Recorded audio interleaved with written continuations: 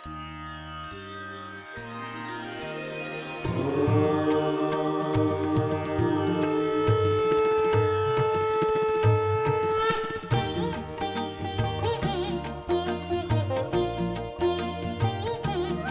श्री महाकाल महादेव का फलित ज्योतिष शास्त्र में आपका स्वागत है।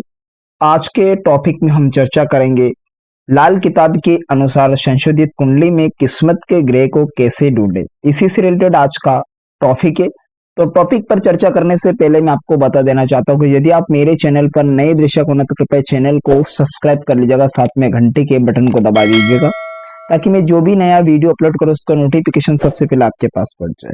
हाँ, खास करके आपसे निवेदन है कृपया वीडियो को लाइक किया करो। और आपका लाइक करने से कोई पैसा नहीं लग रहा है, बल्कि आपका लाइक करना मेरे लिए उत्साहवर्धन मनोबल बढ़ाने का काम करते हैं, तो इसलिए वीडियो को लाइक जरूर कर दीजिएगा। तो बढ़ते बिना समय गवाए फटाफट हमारे टॉपिक की ओर। किसी शख्स ने मुझे कमेंट के जरिए उसकी डेट ऑफ बर्थ सेंड की, मेरी कुंडली के अनुसार किस्मत का ग्रह ढूंढ कर बताइए, किस्मत के ग्रह की तलाश कर दीजिए, कौन सा मेरा किस्मत का ग्रह है। तो आज उसी शख्स की कुंडली आप स्क्रीन पर देख पा रहेंगे। इसी के जरिए आज हम संशोधित कुंडली जो देख पा रहे हैं आप, इसमें किस्मत के ग्रह को आज ढूंढेंगे। अब किस्मत को ग्रह को ढूंढने के लिए सबसे पहले हमें हर एक पॉइंटों को क्लियर करना होता है, तब हमें ये किस्मत के ग्रह को देखना पड़ता है। और इस पर ऑलरेडी मैं सेफ एक वीडियो बना दूंगा, लेकिन आज का टॉपिक ये क्या है कि किस्मत के ग्रह को ढूंढेंगे इसी कुंडली में। तो किस्मत के ग्रह के लिए हमें उच्च के घरों को देखना बेहद जरूरी है। बंद मुट्ठी के खानों में बैठे प्लेनेटों को पक्के इसके उच्च के प्लेनेट होते हैं, बंद मुट्ठी में उनके देखना जरूरी है।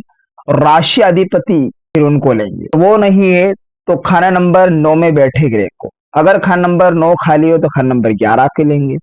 अगर खाना नंबर 11 खाली हो तो खाना नंबर 6 के प्लेनेट को लेंगे। अगर खाना नंबर 6 भी खाली हो उस भाव में, प्लेनेट नहीं, तो खाना नंबर 12 को लेंगे। खाना नंबर 12 भी नहीं होंगे तो ऐसे में हमें खान नंबर 8 में बैठे ग्रह को ढूंढेंगे वो कैसा है। और जो जो अभी ठीक इन पॉइंटों को मैंने बताया, उपरोक्त पॉइंटों को, इनमें से ये पॉइंट नहीं होना चाहिए, ठीक है। अगर ऊपर की शर्त सभी ना हो या कभी नष्ट नहीं हो तो ये नियम लागू, तो हमें किस्मत का ग्रह ज्ञात कर सकते। लेकिन इस कुंडली में अगर देखिए, हम कहीं भी राशि के प्लेनेट देखिए, इसमें राशि के प्लेनेट को देखेंगे तो यहाँ पर आप खाना नंबर 12, अब ये लाल किताब की बात कर रहा हूं, 12 में यहाँ पर 7 नंबर की राशि, तो शुक्र स्वयं के घर में बैठा है तुला राशि में, तो ये मत देखिए। हम लाल किताब के अकॉर्डिंग हम किस्मत के ग्रह की तलाश कर रहे हैं, तो लाल किताब में राशियां फिक्स कर दी जाती है। पहले घर में मेष, दूसरे घर में वृषभ, तीसरे में मिथुन। इसी प्रकार से एंटी क्लॉक से 12 राशियों को फिल कर दी जाती है।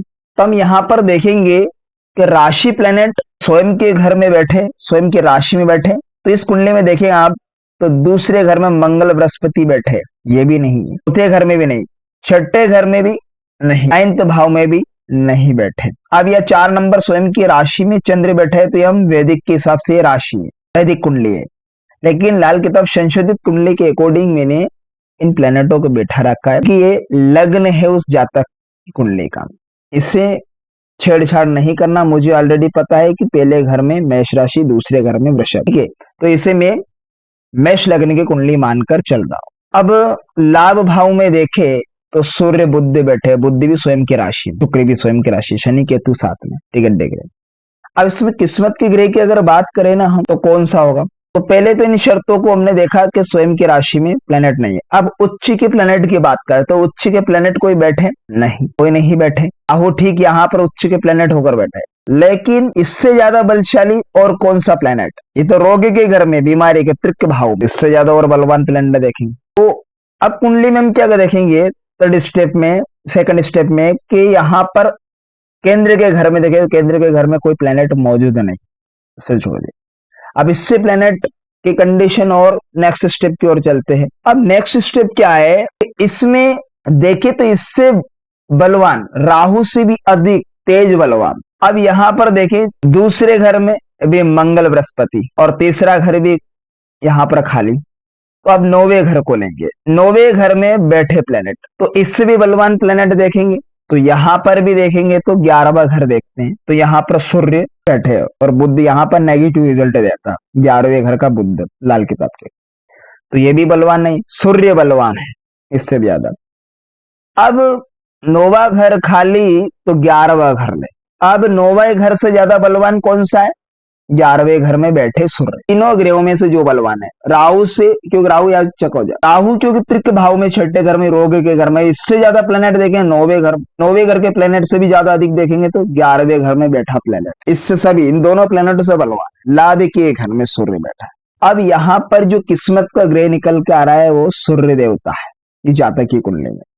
तो सूर्य देव किस्मत का ग्रह होता है। वैसे अधिकांश लाल किताब के अंतर्गत देखा मैंने, इसमें चंद्र कुंडली और जन्म कुंडली से किस्मत का ग्रह बता रखा है लाल किताब के कुंडली। मैं यहाँ पर लाल किताब संशोधित कुंडली के अनुसार ही किस्मत के ग्रह की तलाश की। तो इस प्रकार से ये किस्मत के ग्रह की तलाश करते हैं। आशा करता हूँ आज का टॉपिक आपको एक उदाहरण के अनुसार अच्छे समझ में आएगा। तो मिलते हैं किसी नेक्स्ट वीडियो में, तब तक के लिए आप मुझे दीजिएगा इजाजत। नमस्कार मित्रों।